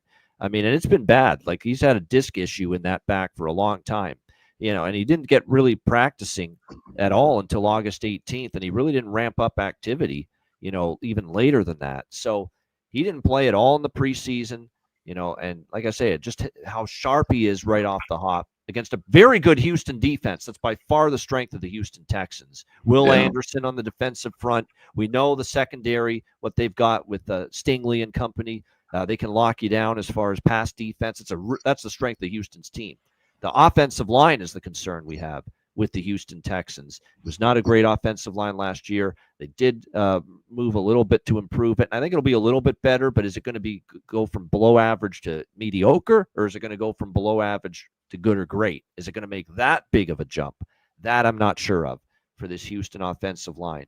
That being said, you look at Houston, you give them a chance to have success moving the football, even with the O-line questions, Nick Chubb and Pierce at running back, and the fact that Nico Collins is healthy to begin the year. This is becoming a very offense. It's very easy to handicap, Philip. When Nico Collins is out there, they can score the football. They can move the football, score points, put up touchdowns, create big plays, because he does have great chemistry. CJ Stroud with Nico Collins, we've seen that. But then when Nico Collins goes down, it's like the offense kind of disappears. That has become pretty easy to decipher with Houston. So this line opened Houston 3-point road favorite when it was looking like Stafford's health was in jeopardy for this game. But of course, now we know Stafford's playing, and the Rams are now 3-point favorites. I lean the other way with Houston. If you can, as long as Houston stays +3, I think Texans is the way I would bet it. Like I said, I love McVay, and usually with extra time to prepare all offseason, I like McVay. But, D'Amico Ryans is no slouch. And like I said, I got questions about whether Stafford's sharp and right off the hop. And not to mention, he doesn't have Cooper Kupp anymore. I know Cooper Kupp, wasn't as productive last year, and they still have Puka Nacua, and now they added Devontae Adams. But who knows if that chemistry is going to be there right away? Stafford and Kupp had tremendous chemistry all these years. And is it just going to be there right away with Adams as the number 2 receiver now with Stafford, when Stafford hasn't played a snap in the preseason to develop that chemistry? So I lean +3 here with Houston. I kind of lean to the under here as well. What do you think here in this one, Philip? Houston, LA Rams. Look, I'm taking experience here. I'm taking McVay's coaching. I'm taking Stafford just being a dude. That guy is so talented throwing the football. And you know what? I don't think that he's necessarily a guy, Granted, I was a quarterback where I wanted every single rep possible. I needed practice. I loved practice. I loved it. But I don't think Stafford's a guy that needs that. I think Devontae Adams is a crisp veteran receiver. He knows how to gain separation. Obviously Puka is Puka. He's going to be great. Kyren Williams. Can the Rams offensive line though protect Stafford? That's my biggest thing. I think that the key to the game is through that. If the Texans can get to him, I think it's going to be a tough game for the Rams. But I think this Rams offensive line, they're pretty decent, or did they? They're pretty left tackle situation is a concern because Alaric Jackson, there was some questions about whether he's going to be available for this game. And he's supposed to be their left tackle, and I don't think he's going to play. And that is the blind side, obviously, for Matthew Stafford. And, of course, you're talking about a Texans team that's got not just good. They've got electrifying edge rush. Yeah. Well, look, I think McVay's smart enough. Once again, experience. I'm going with get the ball out quickly. Quick game. Get the ball out quickly. You have 2 stud receivers. They're probably going to play man, just like they did last year quite a bit. I think those guys can win, man. I think they're going to do their screen game and their outside zone game to kind of ease up the pass rush a little bit. I'm going with the Rams here -3. It's hard for me to disagree with a lot of what you said because, it seems like Rams with the all season up for why would you go against McVay? But this is just one of these sports betting analogies. You bet numbers, not teams. Right. And this was initially Texans 3-point road favorites. And now they're 3-point dogs. And I think the value has shifted in their direction. This game. But like I said, I get the points. It's not easy to fade McVay or for that. I think it's going to be a close game through and through. And honestly, I could see the Rams winning and the Texans covering. You know what I mean? So I think that could be a very 28, maybe not that many points, but let me see, 21-20. There you go, 21-20. Yeah, right, Rams. exactly. Yeah. I think for the most part here, I would take a Rams money line if anything. I think it's going to be a very close game. Don't get me wrong. We have been given the gift of an absolute treat for the first Sunday night football game of the season. Baltimore-Buffalo divisional playoff rematch at Highmark Stadium. The last year for Highmark Stadium. Remember, this stadium is going to be gonzo after this season. Buffalo moves into their brand new stadium to begin next season. We've got Baltimore 1-point road favorites, 50.5 the total. This is more so a game where I'm just going to sit back, enjoy it, bet some props. More than likely. As far as a strong feel for side or total in this game, look, I don't think, and look, I gotta still celebrate getting it right over all three of you sons of bitches last year on the divisional playoff preview show. I'm talking about you and my CFL quarterback pals, Trevor Harris and Davis Alexander, who joined us last year on that show. And all three of you loved Baltimore in that playoff game.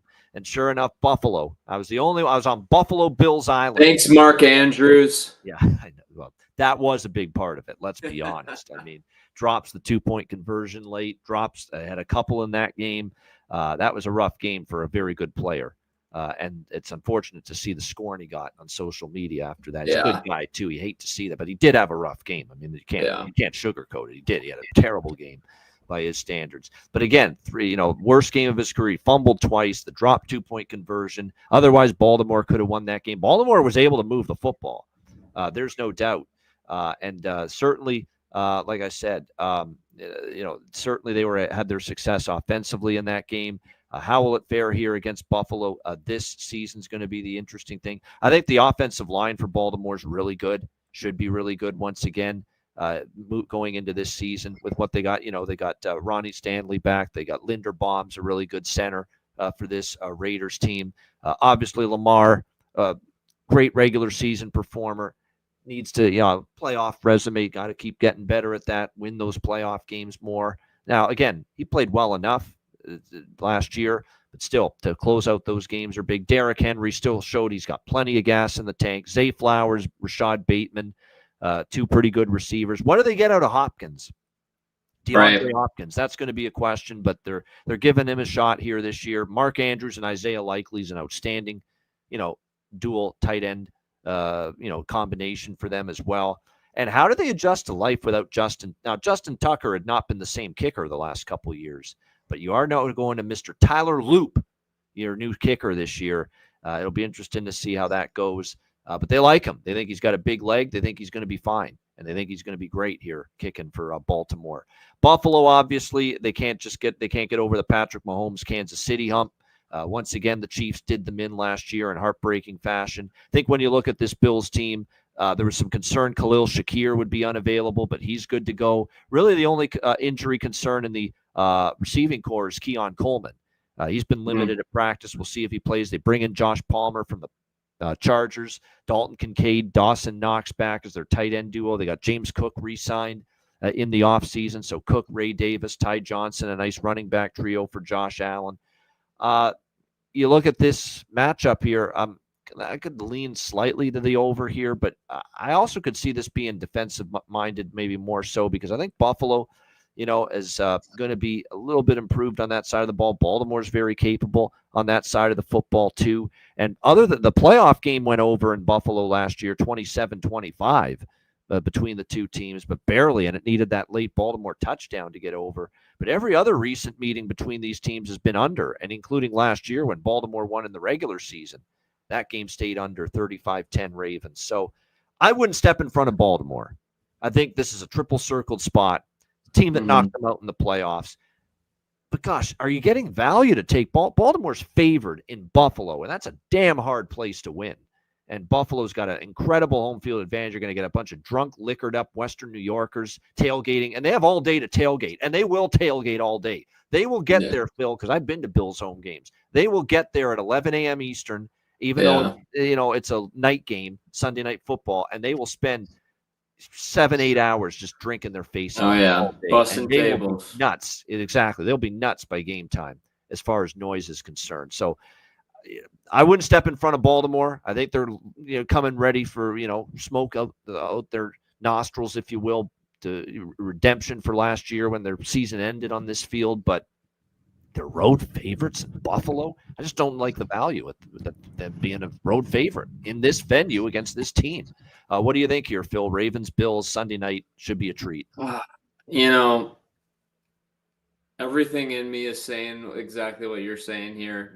It's in Buffalo.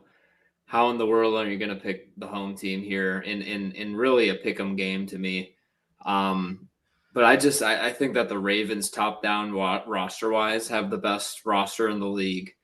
I think this game is, it's a revenge game for the Ravens, for Mark Andrews. I think that I think what's really also going to come down to is the Ravens running the football. If the Bills can stop the run, I think that's a key point to watch in this game, because if the Ravens run the ball, I think they win. I think if the Bills can kind of stop the run there and force Lamar to sling it around a little bit and make them one dimensional, they have a shot. However, I think that the Ravens will be able to run the football here. I think this is a primetime regular season game where Lamar shows up. And I think the Ravens get it done.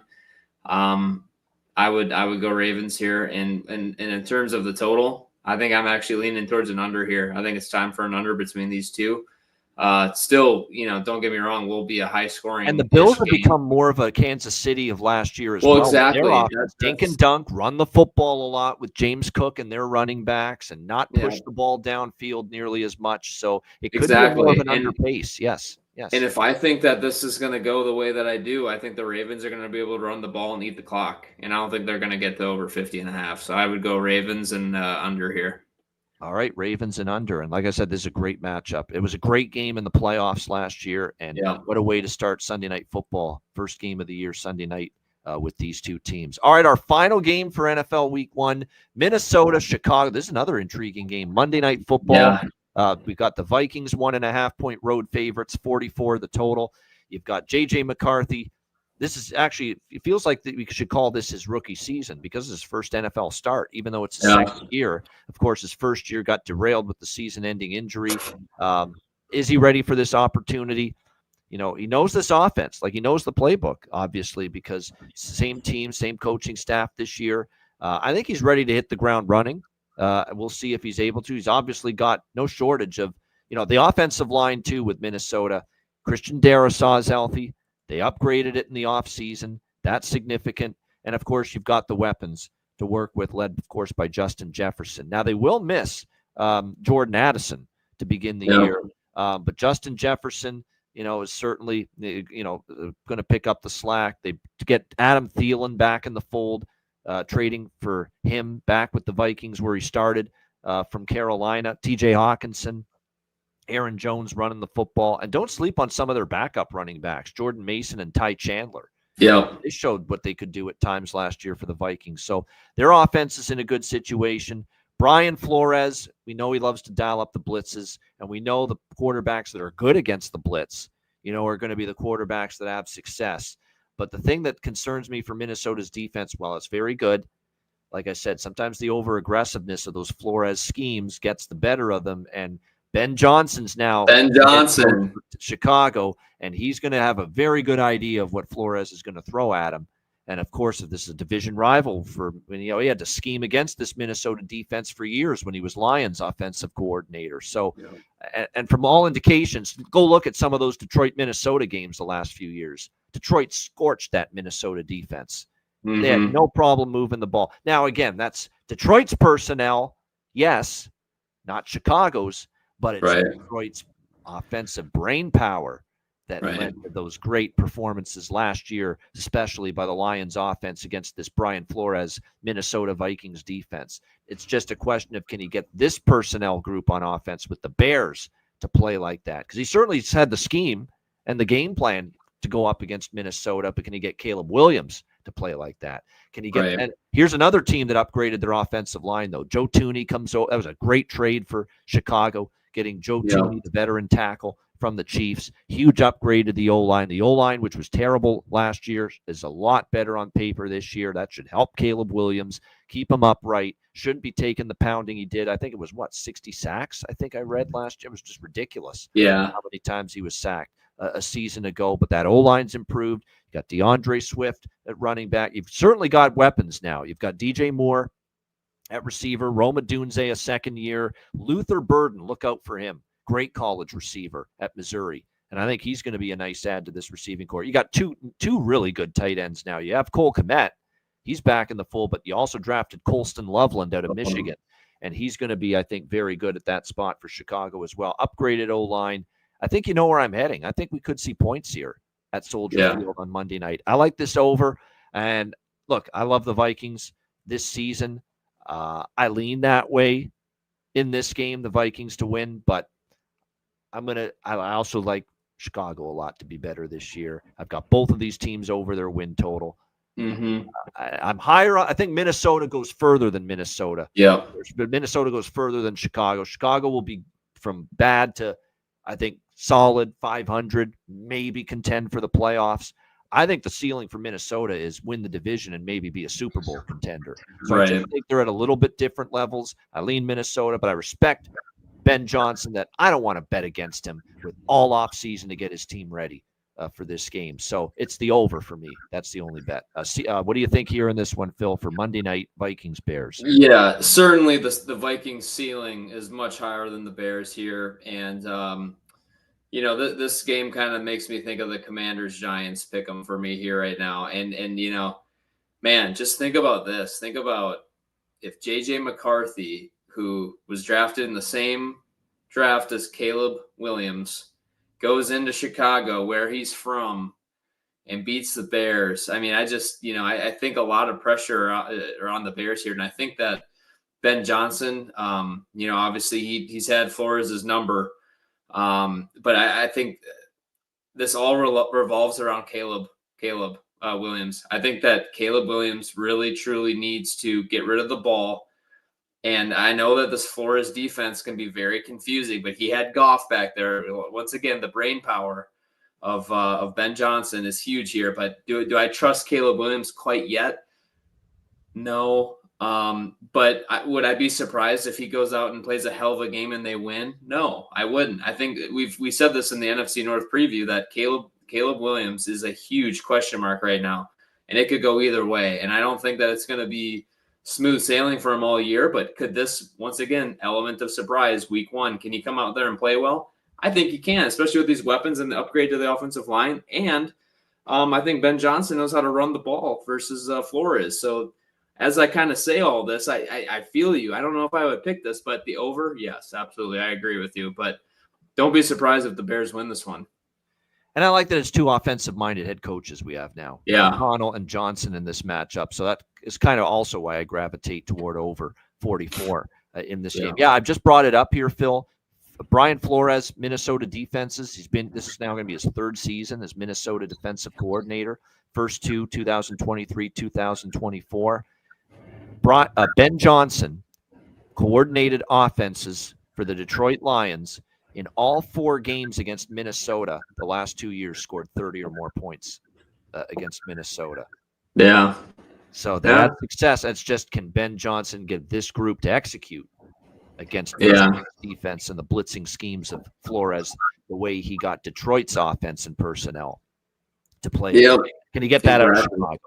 That's going to be the question here on Monday night. What a show. We decided to go a little longer. It's our first show of the season. We're normally not going to go an hour and a half like this, but like I said, first show of the season. We'll give you a little extra, a little more in-depth analysis, but great stuff. Talking NFL Week 1. Can't wait. Looking forward to it. Make sure you hit the like button if you haven't done so already. Let's wrap up this NFL Week 1 edition of Ian Cameron's Football Frenzy with best bets. Let's see if we can both start the season 1-0. Hopefully a collective 2-0 to begin the season. But Philip, we'll go to you first. What do you like for best bet? Look, I'm going to cherry pick this one here. I don't know. I felt like you might be leaning towards this one too, but I really like the Cardinals on the road in New Orleans, -6.5. I think that we said it, that the Cardinals play better on the road. I think the Saints could be arguably the worst team in the league. I'm not impressed with Spencer Rattler. I think that the Cardinals have made a huge jump, and I could see that being a very lopsided game. So I'm going Cardinals -6.5.